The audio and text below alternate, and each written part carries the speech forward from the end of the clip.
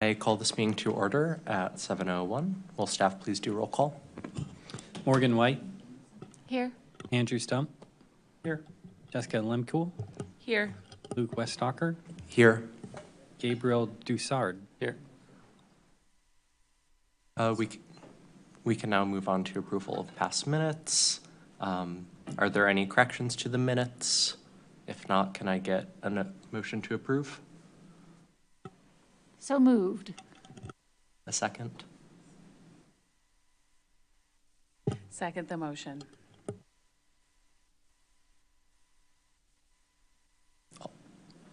All in favor? Aye. Okay. So is there any public input? Did we receive anything? No? Okay. Luke, on presentations, it was my intention to put Imagine Urbana first so that they could go and depart the meeting if they so choose, and then I'll go on if you want to switch those. Yeah, let's do that then, so we can start the Imagine Urbana presentation.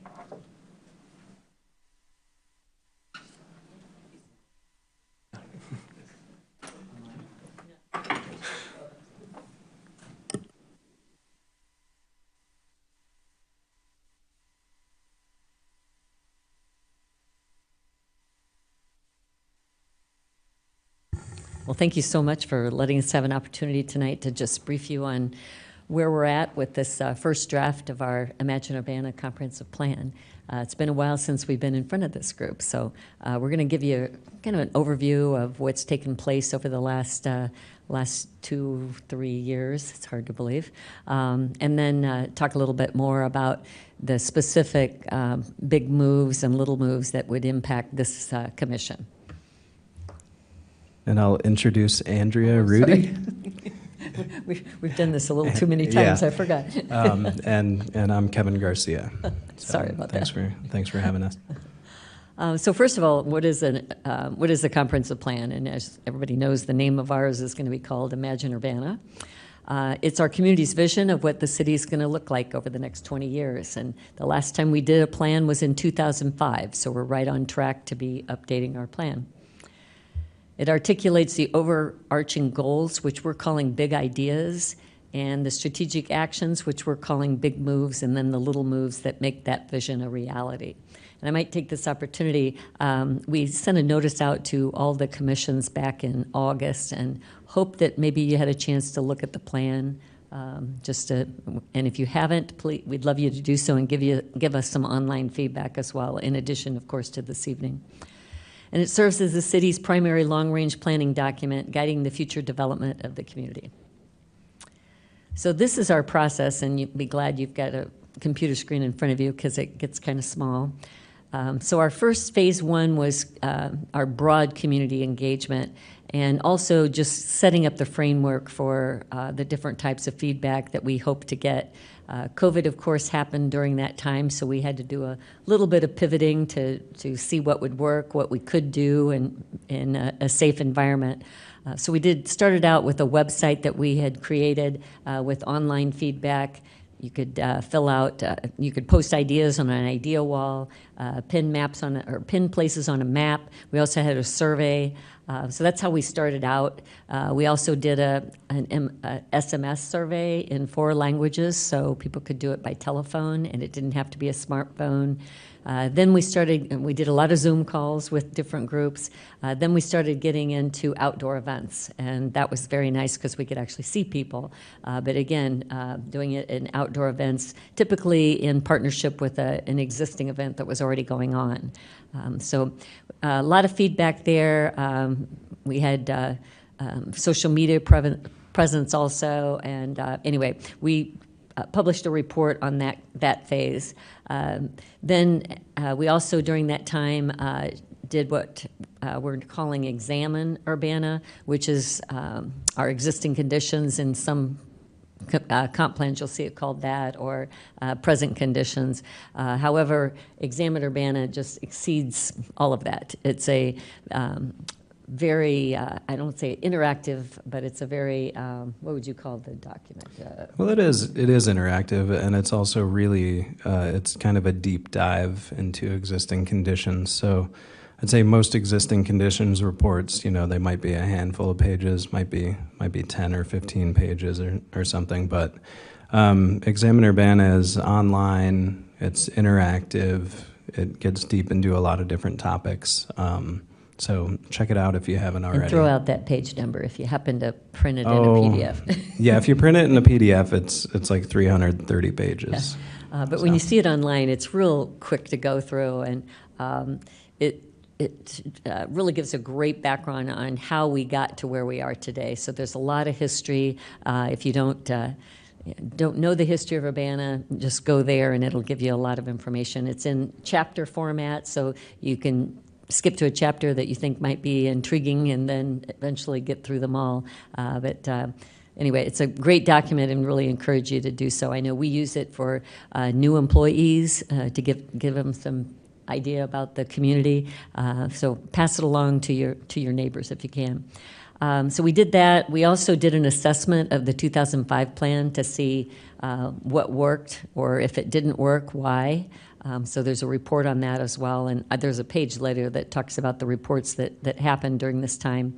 And then we started gearing up for the next phase of engagement, which we called Balancing Act, and it was where people had to prioritize what they really wanted to see accomplished in Urbana with limited resources. So it was an online exercise that we also turned it into a board game where people got $100 and they had opportunities that probably totaled $800. So they had to quickly choose what things were most important to them, just like the city has to do with limited resources. So we published a report on that too. Then once we did that, then we started drafting all the feedback that we had received, and that's what you see, or what you'll see when you go online and look at that. So then the rest of the process, we're going to each of the commissions, giving an update. The Plan Commission their first study session was August 22nd. They'll keep doing that, having study sessions at every one of the Plan Commission meetings until it gets to the point that they're ready to recommend it to council. So it does require council approval to get enacted, and we're shooting for having that done by the end of the year. But we're kind of playing that by ear. We want to make sure that everything's vetted, that the Plan Commission has sufficient time to do their review. So the published reports, I mentioned the comprehensive plan assessment, the community outreach summary summarized phase 1 of engagement. Examine Urbana was, Kevin explained, is our existing conditions. The Balancing Act findings summary, we published that comparing both online as well as the in-person game, and then we also did it by ward, so you'll see those findings. And then now we have the comprehensive plan draft. And all of those are in the appendices when you go online. We do have PDFs of the report if you wanted. I put some of them back on the table when you came in. We can also send a PDF to you if you'd like to receive that. The appendix, however, is well over 300 pages because of Examine Urbana, so it's a pretty hefty document even as a PDF. So encourage you to look online for that. So the table of contents, just to give you a quick overview for those that haven't seen it, we have the vision and values, and all of this came from our engagement with the community. It wasn't a group sitting around trying to dream up a vision. We really took it from the feedback that we got from the community at large, as well as our values. Background on how the process evolved. Our big ideas, which we mentioned, are the goals for the community. Big moves and little moves are the strategic action items. Master map, which Kevin has been very instrumental, especially in this last few months, getting that fine-tuned. Also, how we're going to track progress. We found out from the assessment of 2005, if you really didn't have measurement tools in place, oftentimes things didn't happen. And evaluating and reporting. Our goal is to have ongoing updates on where we're at with the plan, as well as doing full updates every 5 years.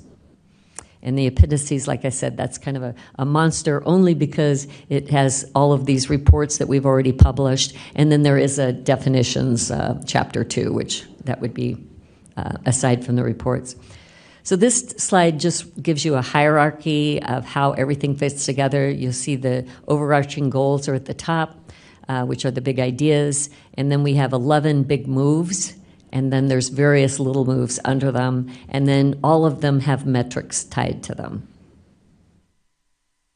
And so our big ideas, again, these are what Urbana is going to look like from 20 years from now.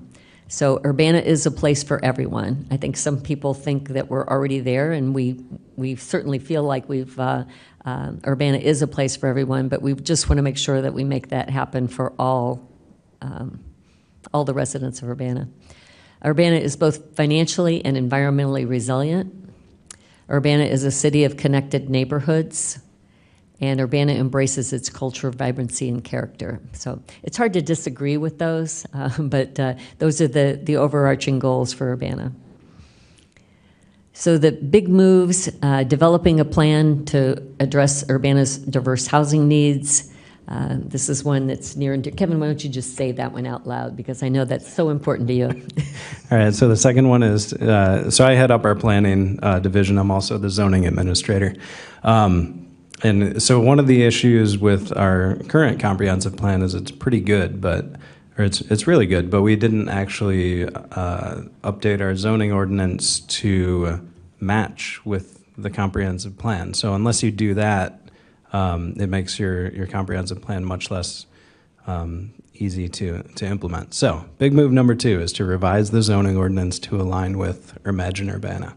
And we talked with a resident today who had been to one of our community meetings. We had 6 community meetings, and she asked the question about, well, are you going to rezone my neighborhood? And so then Kevin went into kind of an explanation about why, meaning, yes, we need to make sure that our zoning ordinances allow people to do the things that they need to do or that they want to do in their neighborhood instead of restricting them. So we kind of view it as the opposite, that it's more permissive than restrictive. And so hopefully we're trying to get that message across. And just to sort of take a step back with sort of explaining how the comprehensive plan fits into things, is that the comprehensive plan is really our policy document that sort of sets the stage for the next 20 years for our city. And then things like the zoning ordinance are the regulatory documents that actually get you there. So if you don't, you need the policy that says, here's what we're going to do, and then you have your regulatory things like the zoning ordinance that says, well, okay, here's how we're actually going to do it. And that plays into some of our conversation at the community meetings about maps. People looked at the map and they said, well, wait a minute, I don't see zoning on here. Well, zoning isn't part of the comp plan. As Kevin mentioned, it comes later.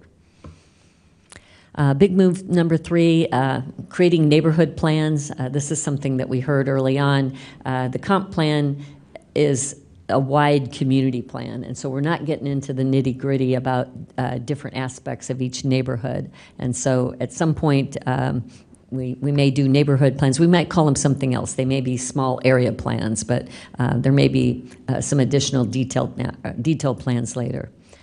Strengthening downtown Urbana's role as the economic driver of the city, expanding Urbana's arts and culture program, making walkability the default setting. And Kevin, why don't you explain that one too? Because a lot of people maybe don't understand the concept there. Well, so I mean, the concept here is that walking should be the number one priority for the way people get around our city.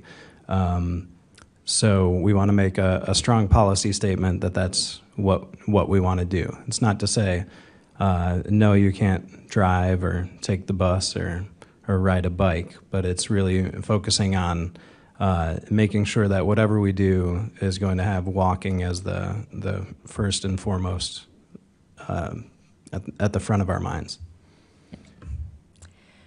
Promoting incremental development, that might require a little explanation too. And I'm going to let Kevin, we've been working on definitions the past couple of days, so we're near and dear to our heart. Yeah, and so we're refining these things. We're getting better as we have study sessions at our plan commission. But sort of incremental development is kind of this idea that no matter where you are in a city, what neighborhood you're in, you have to change some to keep from being sort of stagnant. Change is always, it's inevitable. We shouldn't stop it. And incremental development is sort of, you should have small changes in each area. You shouldn't do anything drastic because then that can kind of sort of ruin neighborhoods, as the saying goes. But it should be sort of small, appropriate to each area, and that's kind of the concept of incremental development. Investing in infrastructure that makes sense financially and is environmentally resilient. We had a lot of comments about, well, we need the roads fixed, and nobody can disagree with that. I think every community struggles with some of their aging infrastructure, but we really need to make sure that, we're doing it in a way that makes sense financially. We have limited resources, and then considering the environment along with that. Increasing Urbana's economic vibrancy. This is one of the things we need. We need to have more revenue in our city. So part of that is focusing on economic development and the vibrancy of our community. Encouraging and supporting community health, safety, and well-being. One of the things I didn't mention up front, you can see in the handout we have in front of you, which is on the next move, which probably impacts this group more, is that everybody on the city staff was involved in some way with the plan. We had all the department heads together, we had study sessions, and we talked about how the plan can be useful for them or what they needed in the plan to help them do their jobs better. And in this move, you'll see representation by the fire department, the police department. So it's not just a document that's going to be used by our plan commission. It's really a staff use document as well, not just Kevin and his group, which are the primary users, no doubt, but we have others that are going to be using the plan as well. And then big move number 11, advance a healthy, clean, and green community. And so this, I've got a document in front of you that kind of explains that one a little bit better. As I mentioned, you have the big move, and then the little moves are the strategic action items that are going to help us make that big move a reality. So completing a full rewrite of the city's climate action plan, and of course, we don't do that alone. We do that with other community partners that also have plans. Prioritizing energy efficiency and renewable energy in city capital projects. We've had finally we've had some capital projects lately here at the city building and others, and so kind of practicing what you preach. Promoting biking and walking, which I think our community does do a good job of that, being what's our rating for Bike City? Gold level? Yeah, we're the first gold level bicycle-friendly community in Illinois. So we want to continue to promote that. Coordinating with the Park District to provide increased access to parks, greenways, recreational areas, and support their strategic plan. Establish an asset management plan to complete our sidewalk network. A lot of neighbors we've heard, well, we've got some bad sidewalks, whether they're brick or even concrete, but some neighborhoods don't even have sidewalks. So that's something that we have to consider as well. Encouraging waste reduction, planting trees in all vacant city tree sites, support installation of renewable energy generation, collectively select one waste management hauler for curbside residential collection. We've gotten some feedback from neighbors on that. Maybe it's some people, we think, well, is it a citywide hauler, or so that we can make sure everybody's got some business, that we don't just cut all these waste haulers off. Maybe they're limited. There's one per area of the city. That's another option. So getting a lot of feedback on that one. Supporting net zero new housing in city housing programs. And I know, Kevin, that might be something that might be, I don't know if you can address it. We're not the housing folks here, but. Well, I feel like I'm probably the least, aside from the two of us are probably the least expert on that here. So, net zero, I believe that's just buildings that produce more energy than they consume, right? Or even, yeah, that's the zero. Well, I should have had Scott Thanks, just Scott. say what it was, yeah. Increasing residential and commercial solar and geothermal installations. How we do that, I mean, you know, it could be incentives. There's a lot of ways that we can implement some of these. Electrify city-owned vehicles. So again, kind of practicing what you preach there as well. And supporting environmental stewardship legislation. That's something else that I think we can probably be more active in. So that summarizes big move number 11. And I think, Kevin, if you want to talk about maps, this link should work. Sure, yeah, so I I've got one there, can but- open this up too. But a big component of every comprehensive plan is usually what's called a future land use map. Our current plan has a future land use map, so it essentially says what types of uses should go in which areas of the city.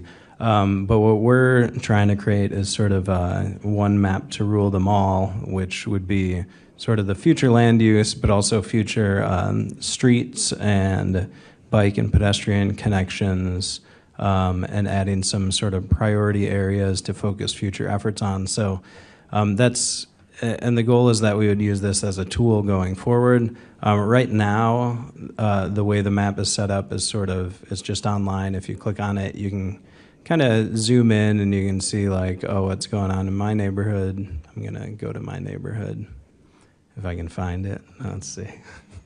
Okay, so so the colors correspond to different future land uses. So where are we at here? Why am I losing myself? So anyway, I don't need to click on my neighborhood. But there, that's okay. So you'll see. So if you click on an area, it'll tell you what the future land use is. So this purple area is what we're calling our mixed use core area. So that's sort of the most intense sort of downtown type areas. Is the purple. Other areas, like this one's called mixed residential neighborhood. So those are sort of like a medium intensity residential neighborhood. One concept we're introducing in this plan is that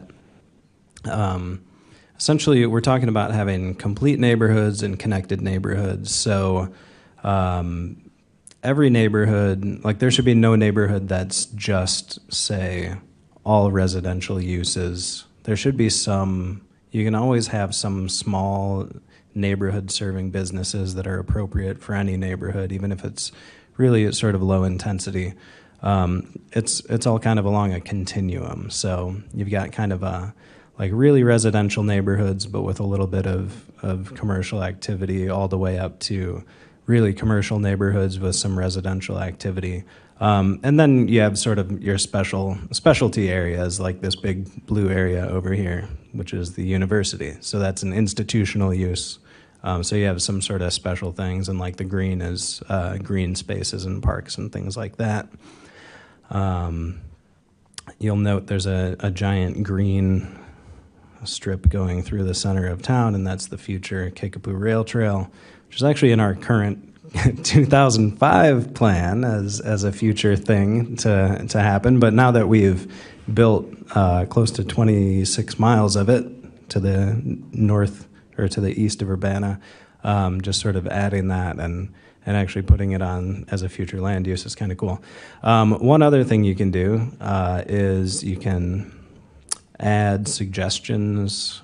So you can just add like sort of general suggestions, some suggestions for future development, and transportation suggestions. So, let's say, I don't know, let's say I want to connect Crystal Lake Park to, I already know that the Park District has this on their plans, but, if you say, oh, we want to connect this over here or something.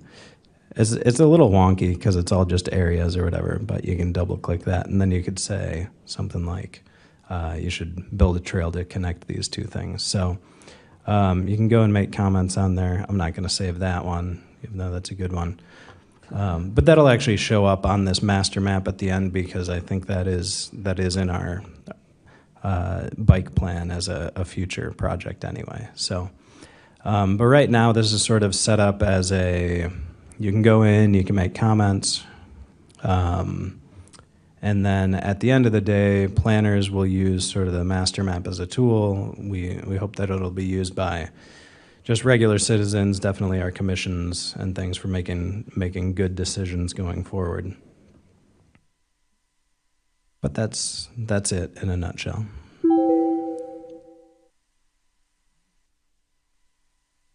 So just to give you a quick rundown of how we rolled out the draft, we mailed postcards to over 21,000 Urbana households, telling them about, hey, the plan's ready for you to review. There was a QR code, and then it told them about the 6 community meetings that we held, and we just completed those last week. Also, we sent it out to the media, all the commissions, et cetera, so all of you should have gotten that on by August 20th. We've advertised in Smile Politely. We did the News Gazette, both digital as well as print. Smile Politely did an editorial, which was very nice, and if anybody liked that, I've got a link to that. We've, like I said, digital advertising in the News Gazette. We've given flyers to council members, to neighborhood groups, just trying to get the word out because we really wanted people to look at the plan. It's their plan. It came from their input. And like the postcard says, we want to know if we got it right. And so that's why we've been out to the community meetings just to talk with folks. I would say overall it's been very good as far as the, at least capturing what they want, and then we're just getting a lot more feedback on, yeah, hey, you know, what we can do going forward, maybe some of the action steps. So these were the groups. We held, as I mentioned, 6. The idea was to spread them all across the city, different times of the day, different days of the week, so that we could hopefully capture people to what was convenient for them, work, home, school, et cetera. So our review timeline, I mentioned this before, Plan Commission, that's going to be a continuous process here until it gets to the point that it's recommended for adoption. We've had our community meetings, those neighborhood meetings. One I don't have on here, and I apologize, is the Historical Preservation Committee, or Commission. We're meeting with them tomorrow night. And then eventually it'll go to the Council Committee of the Whole and City Council for adoption. So these are tentative dates. I think those will probably slide a little bit depending upon the Plan Commission and their review. So that's our presentation for this evening. We'll be glad to answer any questions, get any input from you, and again, thank you for the opportunity.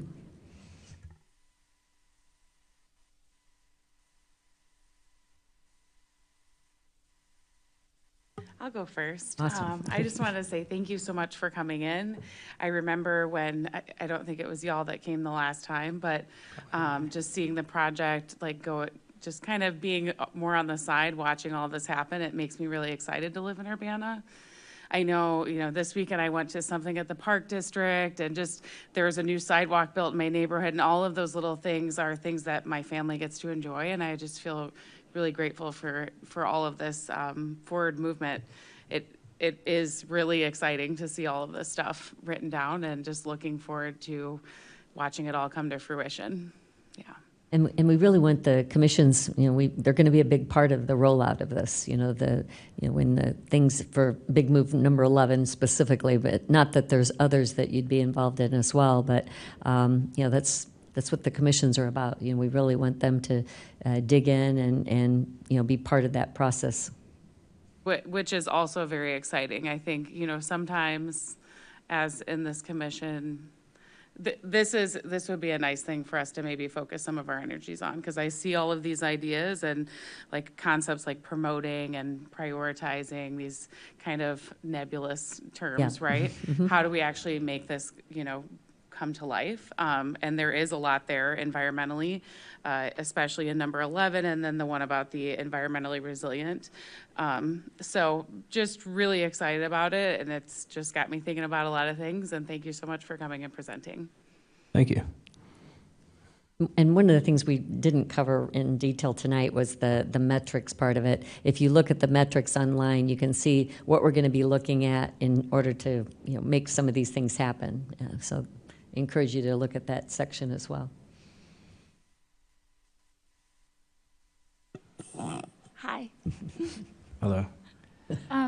So yes, I echo what what Jessica said. I kind of want to, because I was able to go to one of the public sessions and really appreciated seeing the overview there. And then I learned a little more today, and I still need to get out to the website. And I think you The new chimed in, you website. helped us out on the Kickapoo Rail Trail, I think, too. You knew an answer to one of the questions one evening. Thanks. I have a couple questions on the little moves. One of them, with the promote biking and walking, I'm surprised it doesn't say and transit. Was there conversation about that, or is it just hadn't? Yeah, so we initially had it say promote biking and walking and transit, or Yeah. probably with a comma in there. But anyway, yeah, we had it say and transit, but we wanted to keep this limited to things that we actually have control over.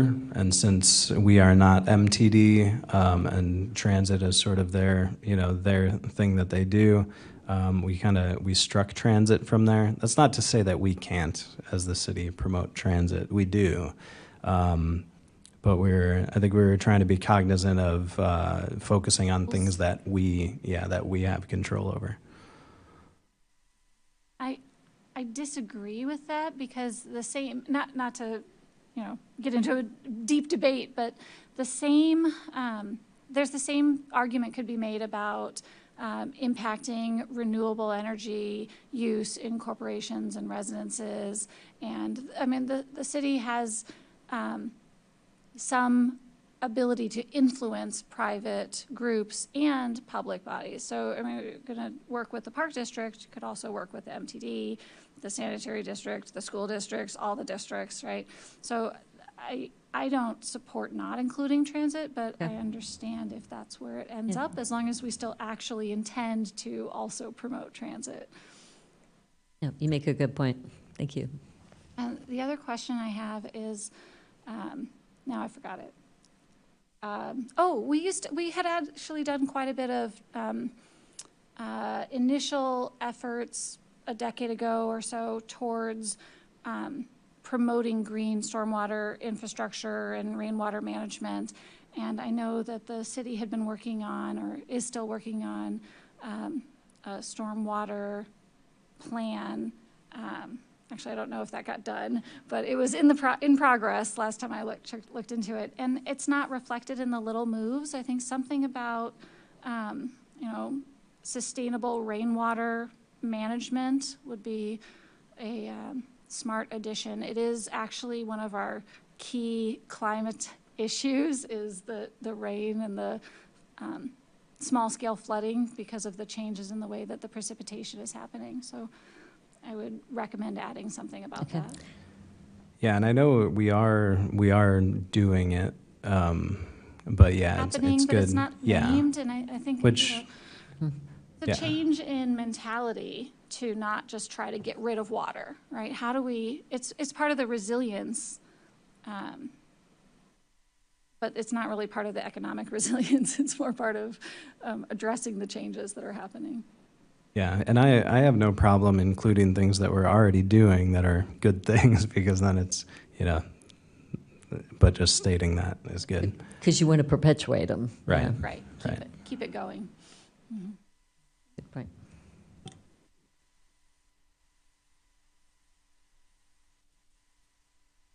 And please, we don't expect all your comments tonight. If you have any feedback, forward them to Scott. He'll make sure that we get them. If you don't have our emails directly, they're right here on this page. Feel free to, send us any comments, and also go online. Make your comments there. The comments online, your name's not affiliated with them. Nobody else is going to see them. It's just internal staff will see them. So, say what you want. We like to hear the good and the not so good as well. So please do that. So on the tracking progress, you have the complete a full rewrite of the city climate action plan, and then the project lead and partners includes SAC. How have you envisioned SAC's role in that? And is it more advisory, or would you like us to actually go through and really help rewrite this plan? I might ask Scott how he would envision that, since I think he'd be probably the lead staff on that. I think the level of involvement could span the range of what you just described, the two options you described. I think in the past, there were iterative meetings with SAC throughout the process. So, getting some direction at the beginning, and then taking feedback throughout to, course correct as the plan is developed. And, some members are going to be a little more involved than others. There might be members who are subject matter experts on certain items that, are spending a lot of time providing some input or information outside of meetings. And then other members that are reflecting during the meeting and giving feedback.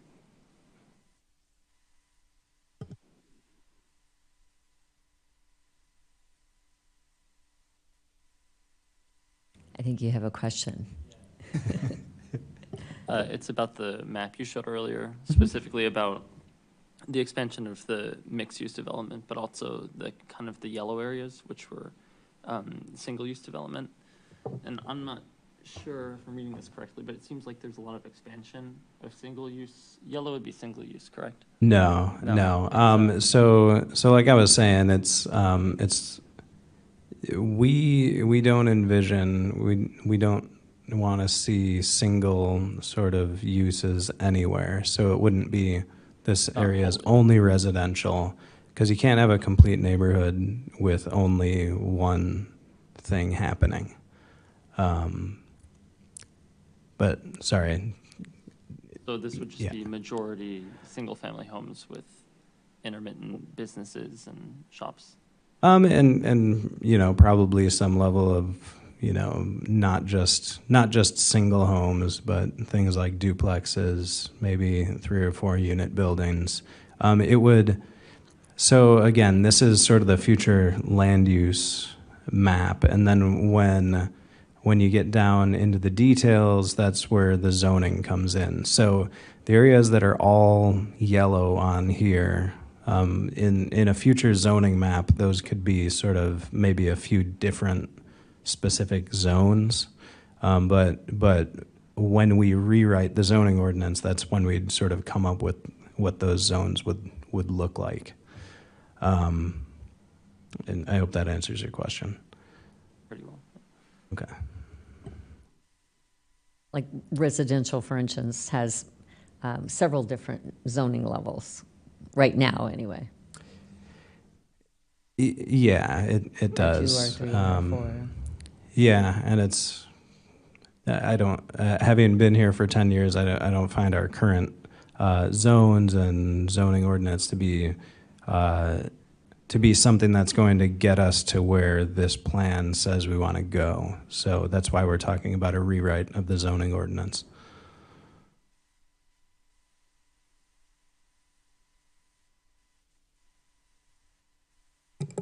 Thank you, and I don't have any other questions. So. Okay, thanks. I have just one quick one. In the encourage waste reduction, is there anything about a plastic bag tax in Imagine Urbana? No, that would be sort of the finer details that would come out of sort of taking this concept and then running with it. Okay. Yeah. Thank you. Another question. This is related back to, it's probably a question for Scott, but the net zero housing, are we thinking net zero greenhouse gas emissions, net zero energy, or net zero impact? Net zero usually refers to net zero energy. Energy. So net, like actually producing that amount of energy, not offsetting with renewable energy certificates, et cetera? Yes, it usually usually does not include when people are talking about net zero renewable energy credits. Thanks. But, those are things probably that would be good to sort out and write down at some point as it's developed.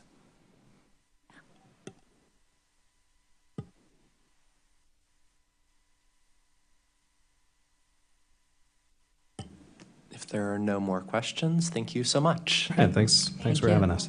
And like I said, if you do want a PDF of it, just let Scott know, and we'll be glad to send that to you. I can send it to Scott, and he can forward. Thank you. Thanks so much.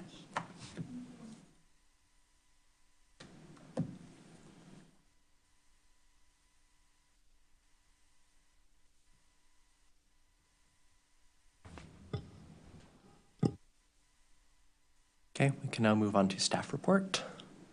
Thank you. So let's start with a couple of updates on our bulk purchase programs.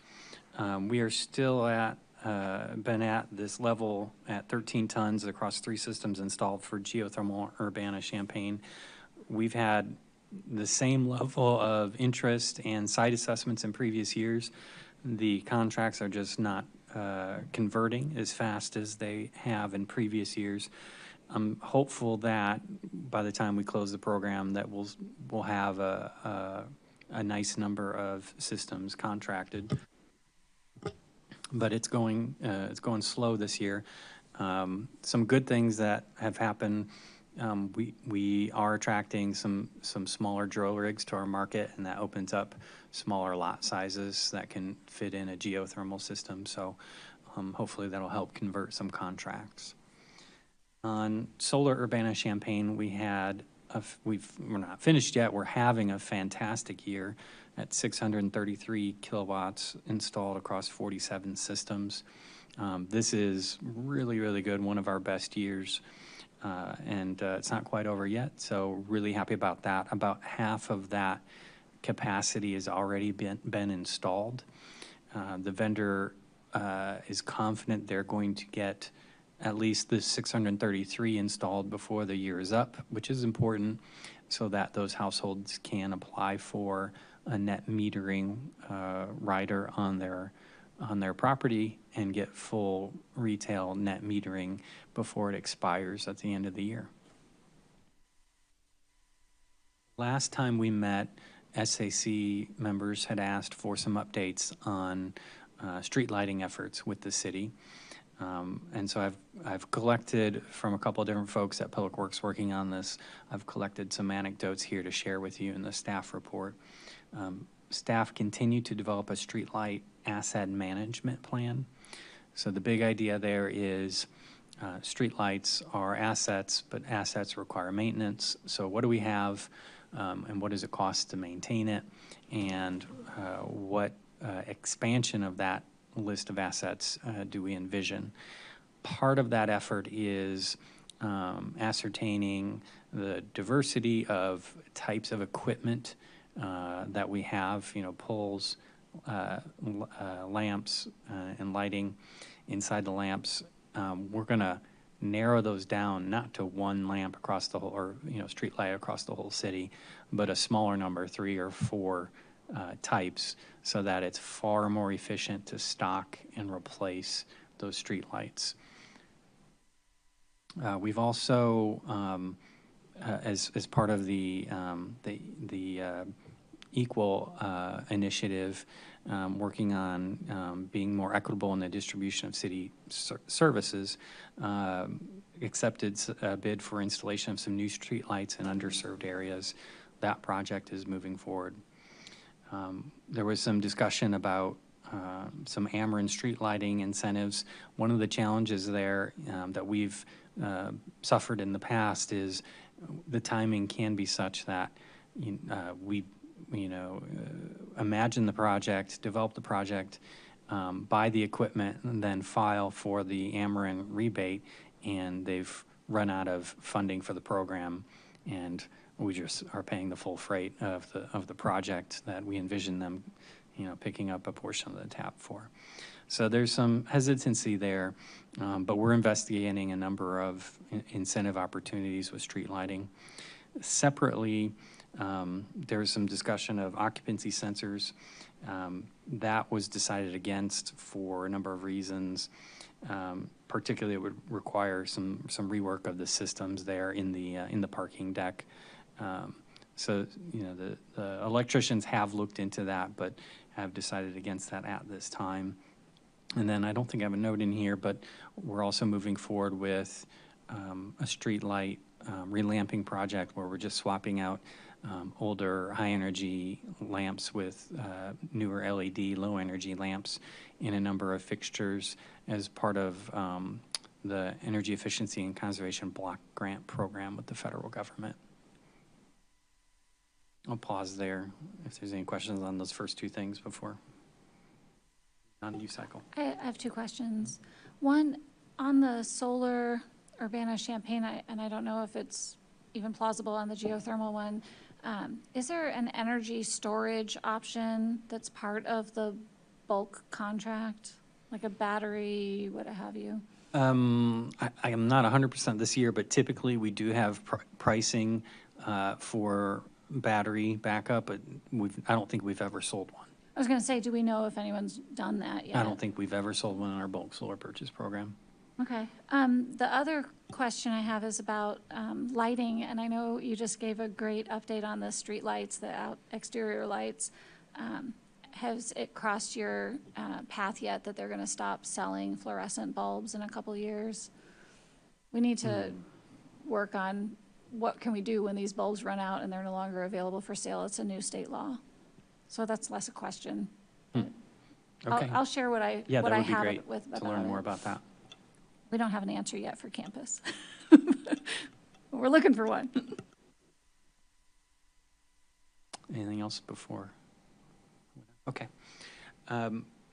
Commissioners had also asked about what recycling looks like for the U-Cycle program, what recycling looks like further down the value stream. You know, after we've collected it, our vendor has processed it, they've baled materials, and they've, you know, looked for markets to sell those materials off. And our recycling coordinator, Courtney Kwong, followed up with a number of vendors, ones that we contract with directly, and then secondarily vendors that our contractor works with to market materials. And I've included that in the packet, but it's really remarkable to note that all the mills that our materials are going to are domestic. Midwest Fiber is a company that has a footprint in Urbana as well as Bloomington Normal, bigger facility in Bloomington Normal. And they end up marketing a lot of the materials collected by different companies here in this market. And they are, I mean, they've reported to us that they allow 3 to 5% contamination levels in bales. So, you know, that's a pretty good number to think about when you know, we're collecting, you know, 100% from residents, and there's probably 3 to 5% that gets sorted at the facilities and gets filtered out, and then there's not much more that the next step in the recycling stream will accept. It's another 3 to 5%, or they're going to reject a bale. So that's really encouraging, I think, and it's remarkable to find out. So I've included that information from the recycling coordinator here.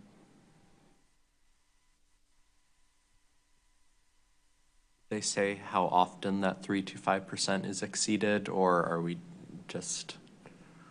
You know, we didn't get any feedback on that. Like, you know, are they rejecting 1 or 2 bales a day or 1 or 2 bales a year? I don't have a sense of scale on that. I'm sure it's not the latter, you know, but yes, that would be interesting to know. So it's basically saying if there are 3 to 5% of the bale has something in it that it shouldn't be, that's when they're sending it back. And that was the information that we got, is just that number. Okay, thank you.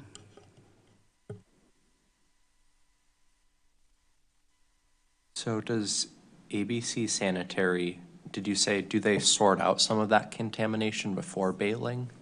Yes. Yeah. Thank you, Okay. Luke. That was my actual question. Or I was trying to get there, but I lost it.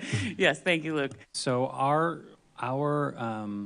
U-Cycle contracts are structured that we hire a company to collect materials, and they have to figure out the sorting. They can do it themselves, or they can tip it on someone else's floor and pay them to do it, but they got to figure it out.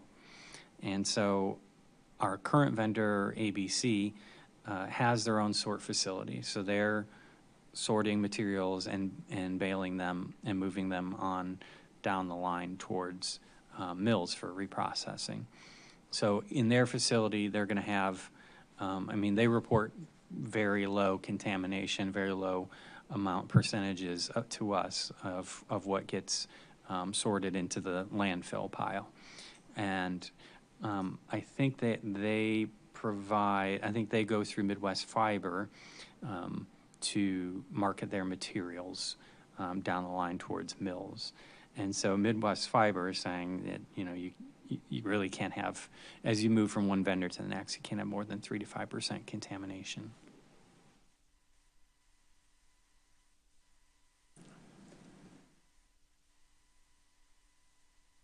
Is this all subject to change with the new vendors, or are all of these usually set? This is all pretty standard, industry practice. What may change is there may be a vendor who doesn't do their own sorting. And so they may take it to another facility where it gets sorted. And that vendor may market the materials themselves, or, like ABC does, take it to someone else to market.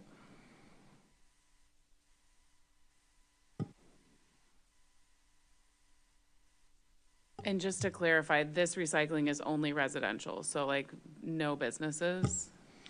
Correct. We don't provide commercial recycling. We have one contract for curbside, so single-family residents through 4 attached units, and then one contract for multifamily apartments, but we don't provide any commercial recycling.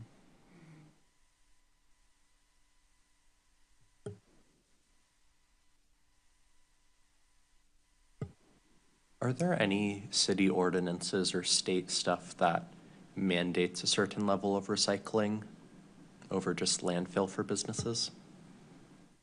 No. It's too bad. It is. It's like in working in a restaurant before, just throwing away recycling. All of it's recyclable, just straight up boxes, just straight up cans. All we would have to do is just rinse them. It's so much, 20 big cans every time you make something. So it's a bummer.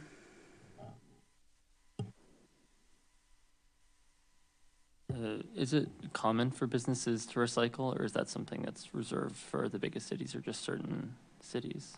It's different depending on the type of material. So cardboard recycling is pretty common. It has good recoverable value, and it's pretty straightforward to handle. Metals also have recoverable value, so there's a lot of facilities that will recycle metals. After that, it starts falling off because the cost benefit starts tipping in an unfavorable direction. Differences between, small and large companies. Sometimes there is a large nationwide company that has their own recycling goals and they recycle everything. So it's diverse.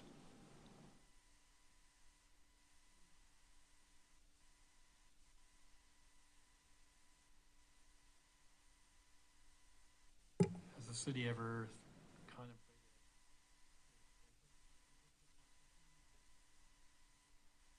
of? No, Wouldn't it be sweet in that climate action plan? perhaps. So many things to incentivize for businesses, Yeah. Did anyone hear that California is banning plastics in grocery stores? Which I'm obviously not, I know, I'm not suggesting that, but it's just to think about, so we see that these things happen and then eventually it comes our way. It takes a really long time usually, but we know, so we're just making more and more plastic. It never breaks down. All of this toxic plastic everywhere. It would be really sweet if Urbana could just be really cutting edge in what we're doing. I feel like there's such a space for that, and this Imagine Urbana stuff got me thinking about that. There's such a space for us to be leading the way a little bit in Illinois as a small town. I hope we can get there. Just so much waste and so much to work on and so much going on in our poor little earth.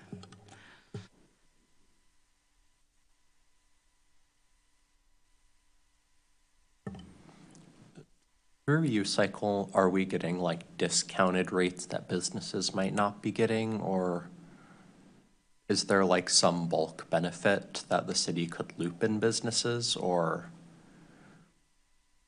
So we get some economies of scale by being able to drive down, take curbside recycling, for instance, being able to drive down every single road and not have to have a list of customers by address, but just pick up every U-Cycle labeled can that's on the street, because every household is a customer.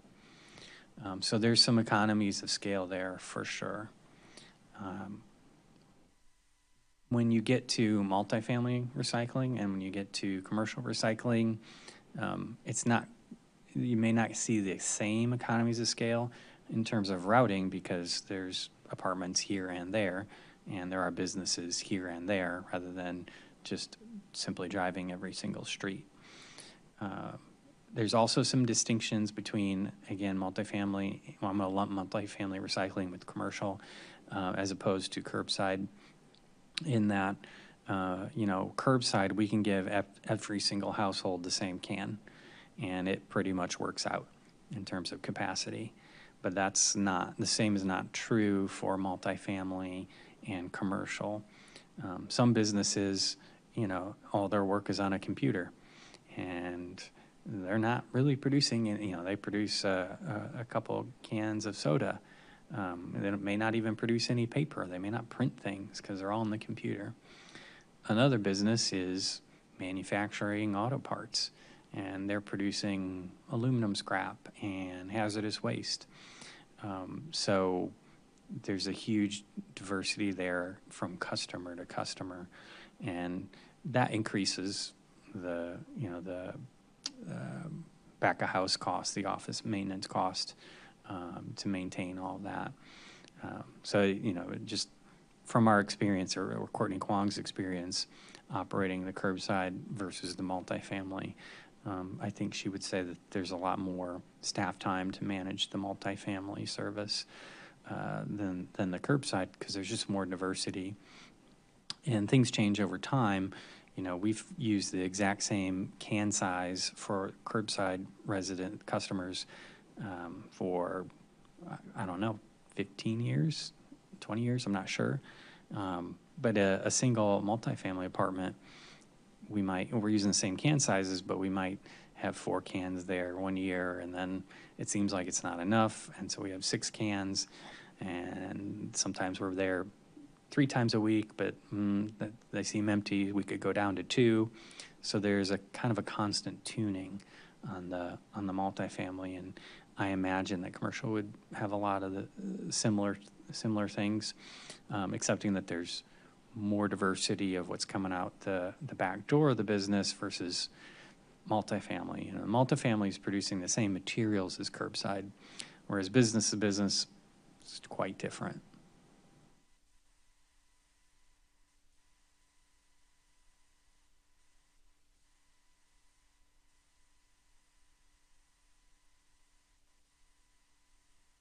So are we making, I guess, is it like I understand some economies in residential, but like, is this a cost for Urbana, or is it we're breaking even, you know what I mean, on the whole recycling thing, like to expand to businesses? Because I think people who are going to businesses would like to know that businesses are recycling. Like, it would be such a great offering, right? Or it's something to incentivize. Even if you consider the collection of recyclables into the container as a free service that someone else does, aka the resident, everything afterwards is a net cost. So, we have a net cost in U-Cycle. If we controlled the collection, the baling, the marketing, and the sale of the materials, we'd have a net cost. So the vendors are, they're making a business. They're making a business out of collection and selling materials only by combining the 2 revenue streams of us paying them to collect and other people paying them for the materials. Or to put it another way, the value recovered of the materials is not enough to pay for the collection costs. But aren't we, I mean, as a city, we're breaking even by having a tax. Was it a property tax? Would that not be available with businesses in some fashion? Is there a restriction? U-Cycle is completely funded by a U-Cycle specific fee or tax assessed to every residence. Excuse me.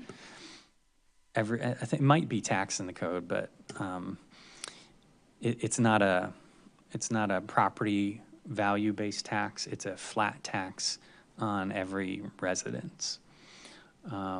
So that funds U-Cycle, which is to say we pay for recycling. We pay for all the values we get out of recycling, less landfills, some savings in greenhouse gases from making products from new material. Those savings vary dramatically depending on the material. So for instance, huge greenhouse gas savings when we make an aluminum can out of recycled aluminum. Very small greenhouse gas savings when we make a glass bottle out of recycled glass, just as for instance.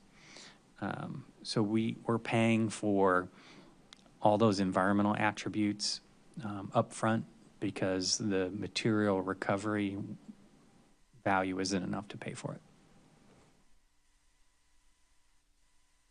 Is there any way to figure out, like for businesses, if they were recycling, would they be spending less on trash? So could we have some sort of offering where instead of paying it to throw your stuff in a landfill, you're paying it for it to be recycled? Is there any way to like figure that out and wrap them into this U-Cycle program? One could construct, some for instances, like idealized scenarios, right?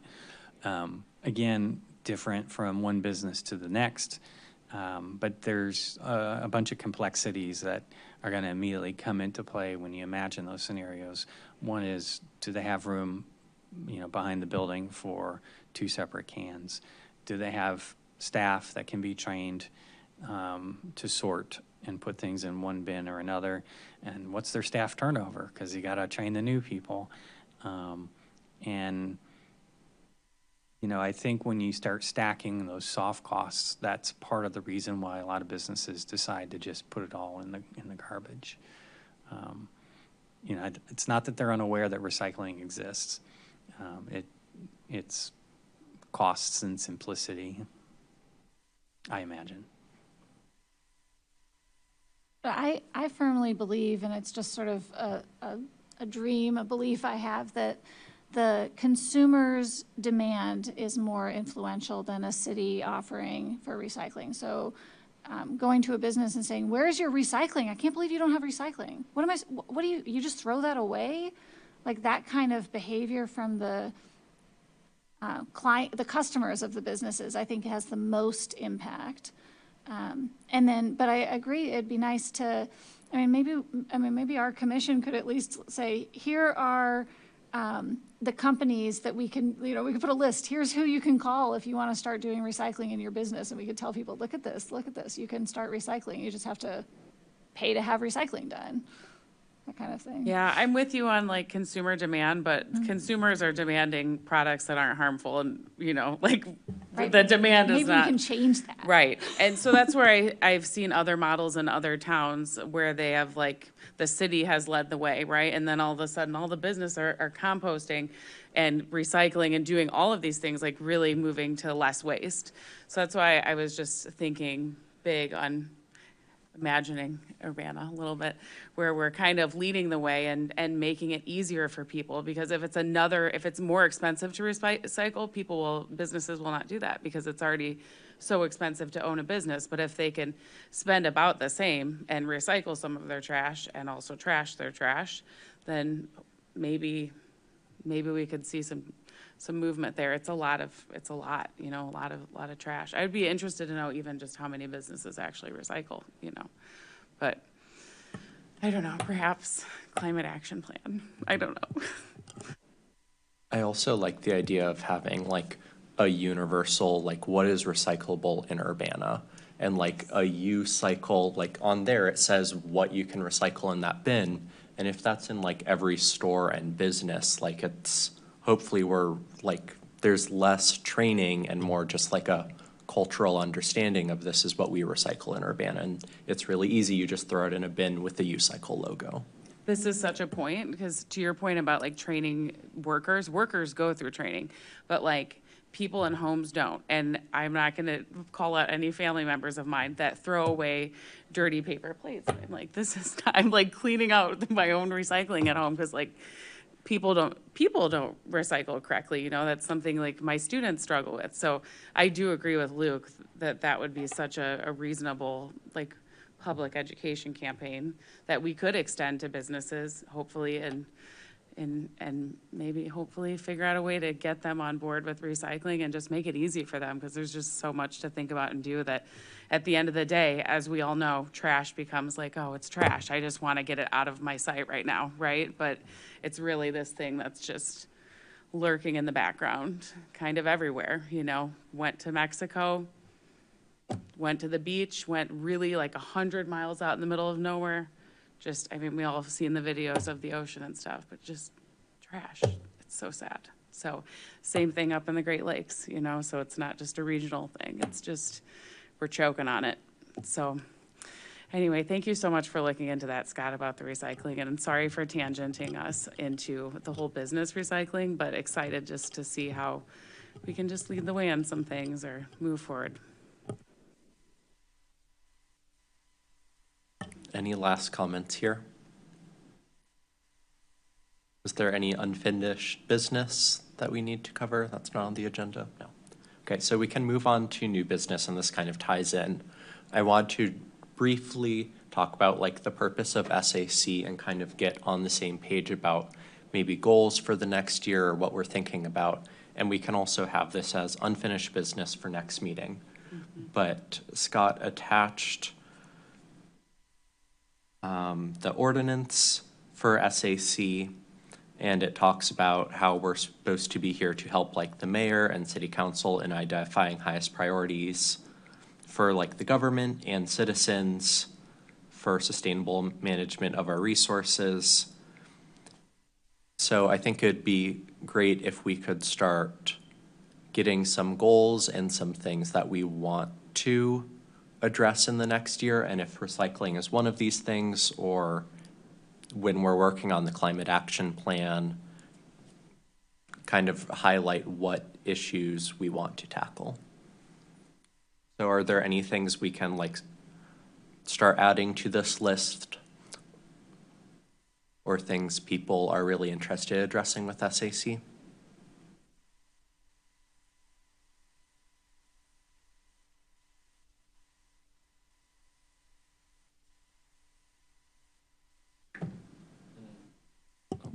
I don't know if this is really outside of our jurisdiction, or, but I think protected bike lanes could be something really interesting to examine, because they have them kind of a lot of places. They're reasonably easy to implement. I just think it'd be interesting.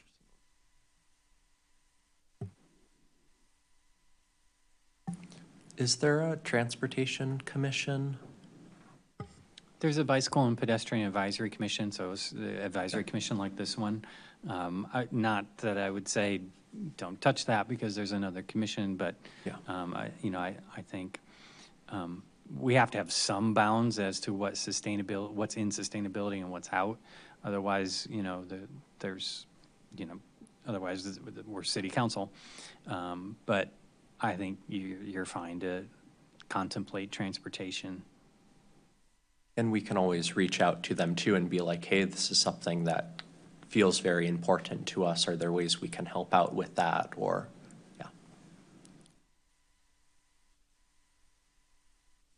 yeah.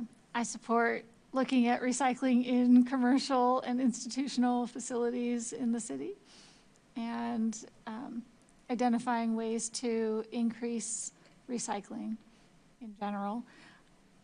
I also would suggest pretty much everything that's on the list of the little moves under the Big Move 11.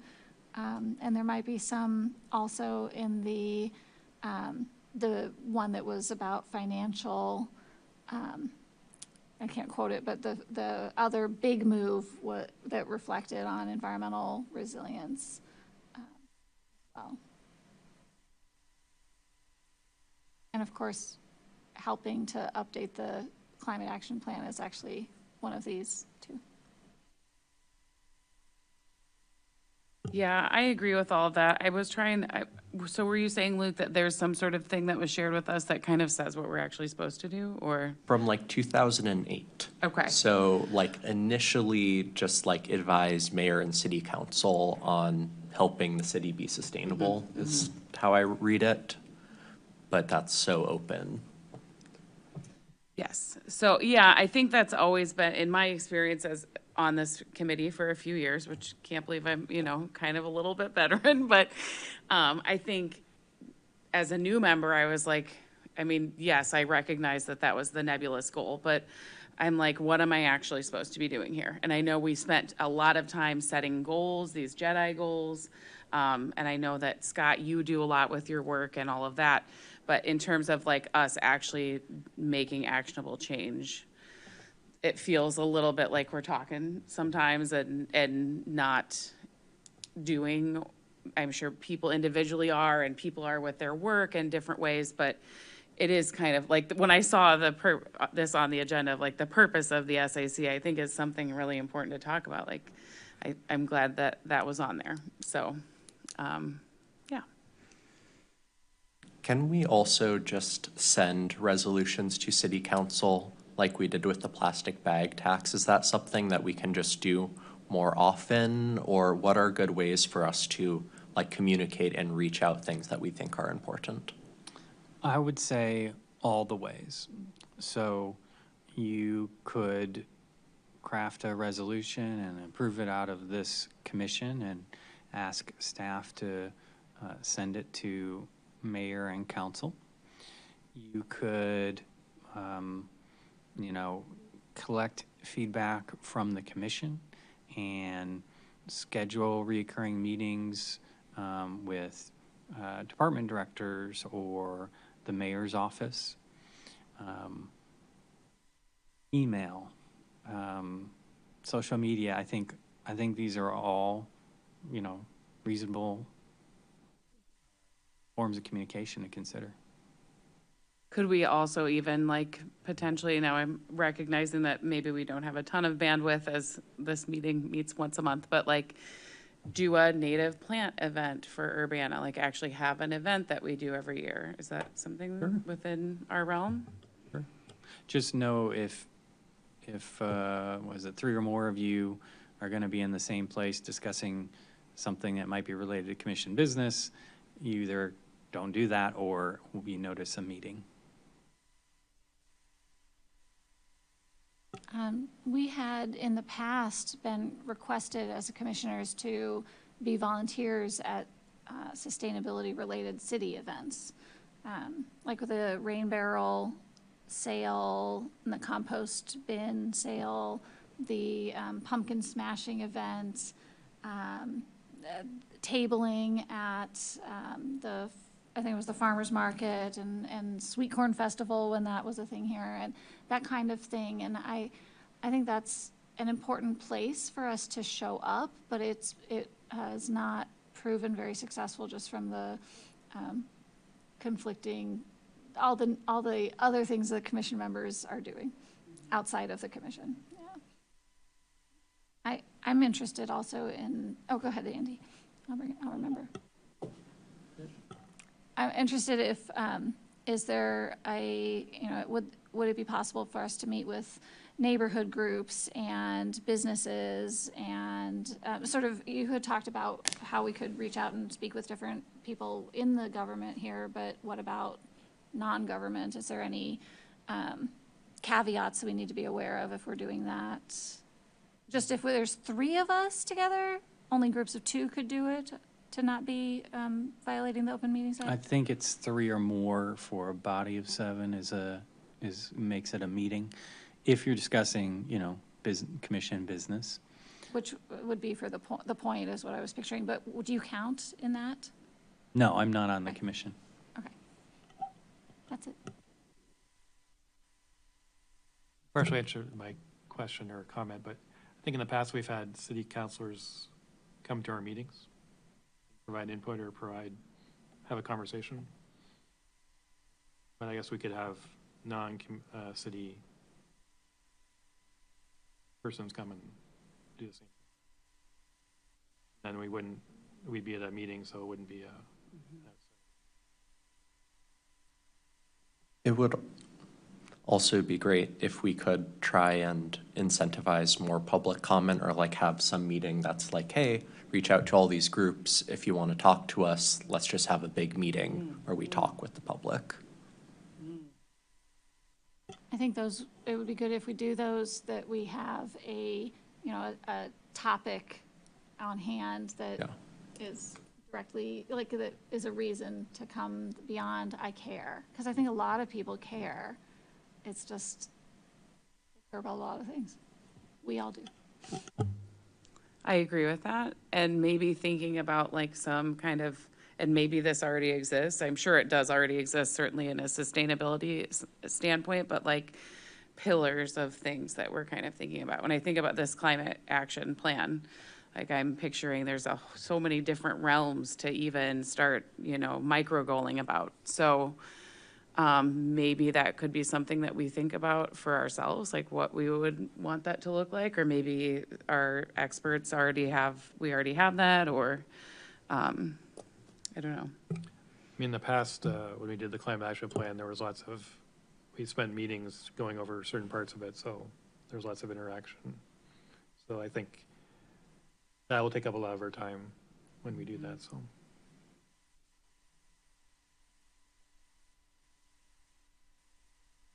So, and then in the past, what did that actually look like? Like the plan, it was more of an advisory standpoint, or was it creating?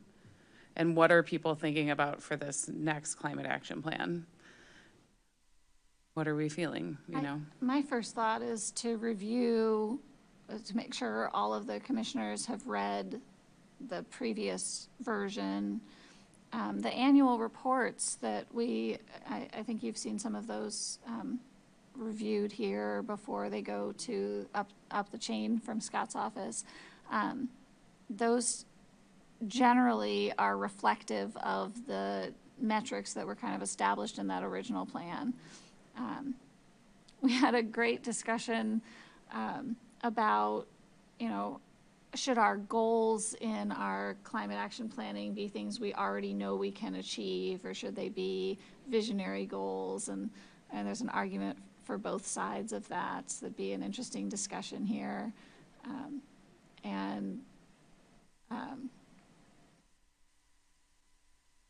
But the actions that are in there, or at least the goals that are in the climate action plan, I think we aren't the ones who end up approving it, right? We could help create it, but it ends up going through the city for official approval and adoption. Is that correct? In the past, we've iteratively compiled a climate action plan or a water management plan, declared some version of final, come to the SAC and asked for a resolution approving the final, and then taken that to city council for an official endorsement. And then, is that kind of what you see happening this time? Like, probably the same, yeah. Because I was even just thinking, even creating goals, like talking to the recycling person, because they know they're the expert on that, and know it's got to be a pretty lean crew of people that are hopefully carrying out all of these things. I don't know if it's maybe a huge crew, but probably, I just know everybody in every field right now is just feeling all the pressures and overworked, so being realistic, but, okay. Thinking about this agenda item and just zooming out for a moment, we heard tonight that this comprehensive plan for the city for the next several decades is in a draft form and being reviewed, and some version of it will be approved. And then also we heard that a zoning ordinance or reform or a new rewrite would follow that at some point in the future. Those are all public engagement opportunities that these commissioners here can participate in, and you can show up or email or whatever and say, I'm so-and-so and I am on the commission and this is what I think. You're not saying that you speak for the commission, and it's understood that you're not speaking for the commission. When the commission passes a resolution, the commission is speaking. But it's fine for you to participate as a commission, a known commission member in, the comprehensive plan development, zoning reform, as well as the every 2-year mayor and council goals making sessions.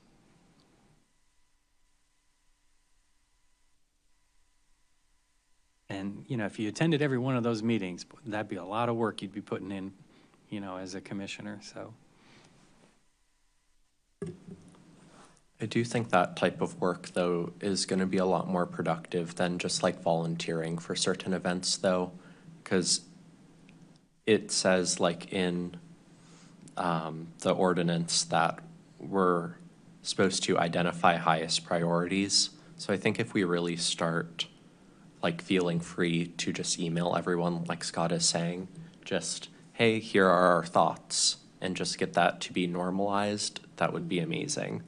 Or just when we're like going through these little moves, be like, hey, here are our thoughts on some of these things, and just get that in writing and build that lane of communication. I agree. And also welcome new person. Just wanted to say that. What a great day for you to have like your first meeting where we're actually just talking about who we are, where are we, what are we, all the things. So welcome. So we can't have a like Google document that we're all editing, but we can have a document that we have edits on, we send to you, and you distribute or compile those edits.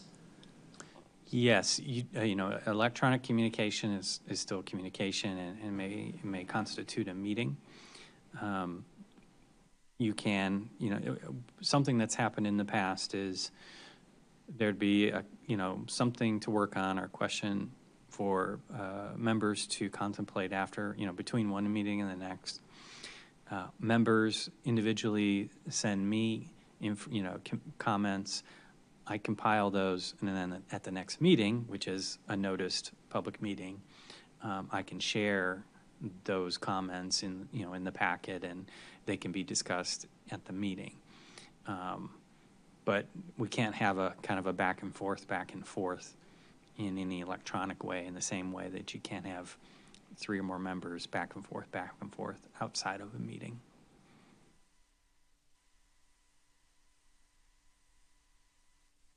Are we at a point where we could start looking at the climate action plan and start compiling those comments, or is this a little early on for us to start doing that? I think it's early on. It's it's a draft notion in the comprehensive plan. Before we would do work on a planning document, we'd want to establish a budget to do that work. If the budget is $1 million, we're going to have, rock concerts and to get public feedback. If it's $1,000, we're going to have a survey on the website. So, what we can do is based on the budget for the project. So we don't have a budget, and it's a draft goal at this point. What is their time frame?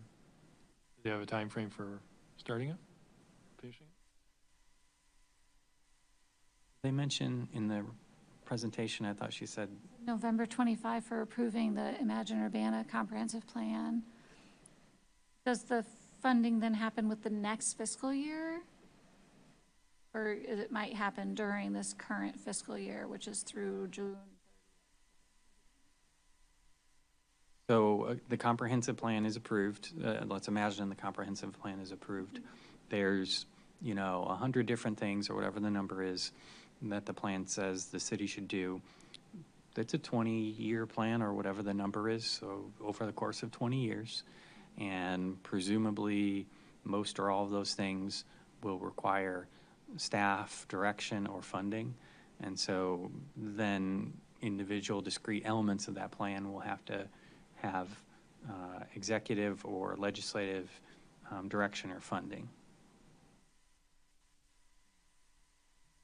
So that got me thinking about something. Maybe we could work on prioritizing the little moves and share that as one of our, comments to city leadership about what we would want to see done in the first year and then in the subsequent sort of chunks as far as staff time. Because their list isn't prioritized. It doesn't have numbers, it's just bullets, so. Yeah, and maybe we can just hopefully voice our opinion that the climate action plan needs to be soon. It is in Big Move 11, so I'm sure they're not thinking about it like that, but, just recognizing that that is something that needs to happen soon. Or if it's not, then maybe we could spend our time looking back at the old climate action plan and let's talk about maybe what hasn't been happening or what we could work on more. I don't know, just throwing out ideas here.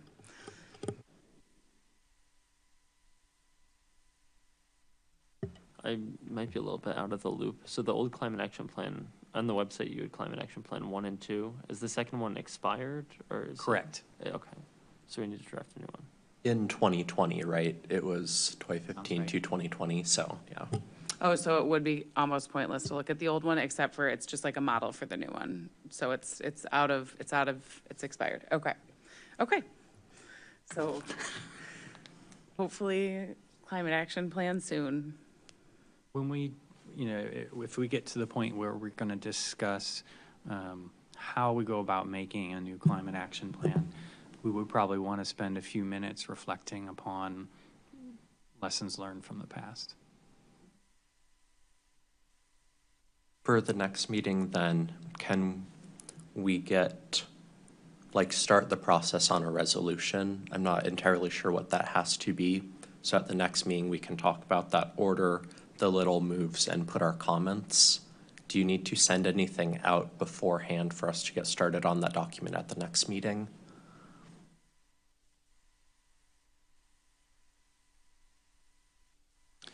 So it is expeditious for someone to come to the meeting with a drafted resolution. That can be staff, that could be a member. Whoever does it would communicate with the chair and staff to put it in packet so that folks would have a chance to see it on Friday and comment on it and vote on Tuesday. I mean, of course, everyone is empowered to ask the chair for an agenda item. The chair sets the agenda, and 6 people could show up with a resolution if they wanted to and debate that, but that's going to make up for a long meeting. Given the likely agreement on it, it probably makes sense for 1 or 2 people to draft one, put it in packet, and then discuss the finer points in the meeting. And again, this would be a resolution on the priorities thing, or is that what we're talking about? I'm just making sure I'm understanding. Or a resolution for anything? I'm thinking more on like the little moves and something that we can comment for Imagine Urbana. Is that what other people were thinking, or? I had proposed that as a step we could take. I think that the prioritization, I don't think it's necessary as far as what goes into the comprehensive plan called Imagine Urbana. So I don't think we're on a deadline like before they approve it in November if they stay on that schedule. That's their current plan, the current schedule. I actually think it's more, we should talk about it when we have time here and look at things like, is this already happening? Is this something that we can support directly, like that we could do something, like with the climate action plan, we could do something. We could, start the draft or something to that effect. Is it something that, is it something that needs a lot of funding or some of these questions about each of these, so we could talk through what makes the most sense that we would recommend get prioritized for funding and staff time, city resources.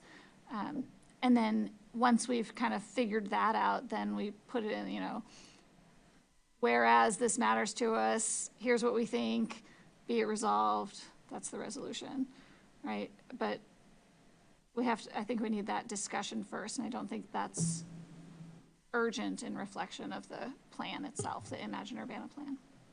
I could see that discussion being like a meeting, but also I could see that discussion being multiple meetings where we take this kind of section by section, just throwing out a structure.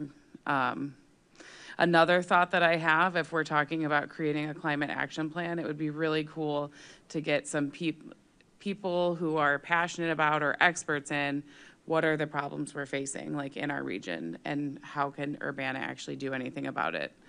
So I don't know if that is I don't know how to find those people necessarily, but I could start thinking on it. But how could we get people in so that we're talking about what could potentially be in that future plan? Or even models from other cities that have done cool sustainability things that have made a difference. One way I imagine doing this is having a working resolution. So like our next meeting, like I just have some draft thing, and then we go through the old climate action plan, identify a few like, whereas the 2015-2020 said this would be done, it's not been done. And then we can slowly go through the little moves list and at each meeting, add something or edit it. And then after a few months, we'll have a finished document of our recommendations to give to council and mayor. Does that seem reasonable? Yeah, I think that sounds reasonable. It's worth noting that our next meeting will be December 3rd. We don't have a November meeting. Oh my gosh, okay. More time to draft a resolution. Yes, and to look over the climate action plan yesteryear. Yeah. So maybe homework is people can look through that climate action plan. Mm-hmm.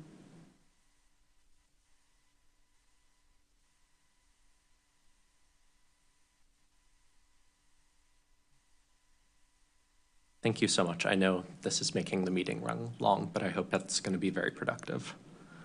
I feel like it's very much worth it in terms of having like a unified vision and whatnot. So thank you for putting it on the agenda if you did. We can move on to the discussion of view cycle, but I think we already talked about that. So unless there are any new comments on that.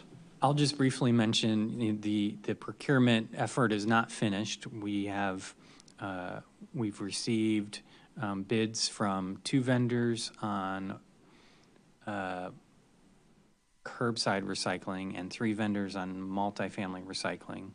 We're reviewing and evaluating those proposals. We will eventually, select winning vendors and enter into contracts for service. The prices are higher than what we've paid in the past. That's expected. Year-on-year average inflation in the U.S. is something like 3%. We have had fixed pricing for 6 years now. So that's 6 years of inflation that has not been priced in, presumably. In addition, we had a significant inflationary period, that slowly is wound down, in the last year. So there's a lot of inflation that has not been priced in, so we anticipated higher prices. In the multifamily bidding, we're looking at about 1.5 times more expense. In the curbside recycling, we're looking at about 4 times more expensive. Now, typically, service contracts are 1, 2, 3-year periods. U-Cycle is a 5-year period. It's a 5-year period because the work envisaged is requires substantial investments in capital equipment, and buying a $250,000 piece of machinery for a 1-year contract is tough. So we do longer terms, so that investing in a $250,000 piece of equipment is going to have a revenue stream for more years. However, when we start putting all that together, what we have is substantially higher prices in the middle of a fiscal year, locked in for 5 years. Our staff is planning to make a city council appearance to brief the council on the outcome of the bidding process, the implications, and get some feedback as to whether, in future budget making sessions, they'll be supportive of spending those higher amounts on recycling service.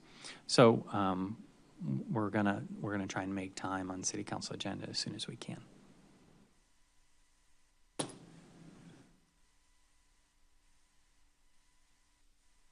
Just hearing that this is just getting more and more expensive just makes me wish that like Urbana could lean on other government, like state government or whatever, to do something about it. It's just like companies make all this trash and we have to buy our goods in the trash, and then we're just paying to deal with the trash, and it's just becoming more and more cumbersome to just buy a thing, It's really, really it's kind of out of control. I don't know. Very unfortunate as we get back to the trash. So that is my last comment on the trash today. Any other comments? Then the final new business was just discussion about recruiting commission members.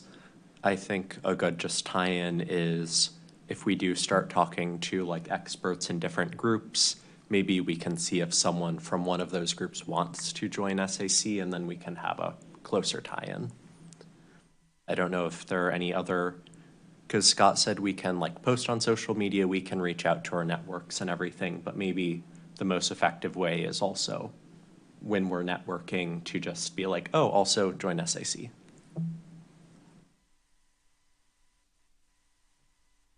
Any other comments? I do see advertisements in the city's email newsletter and and social media recruiting members for this and other commissions, so that is happening. Quick question. So I reread the resolution that was shared in the packet for establishing this, and at that time it was 7. When we added the youth member, was it 7 + 1 or one of the 7?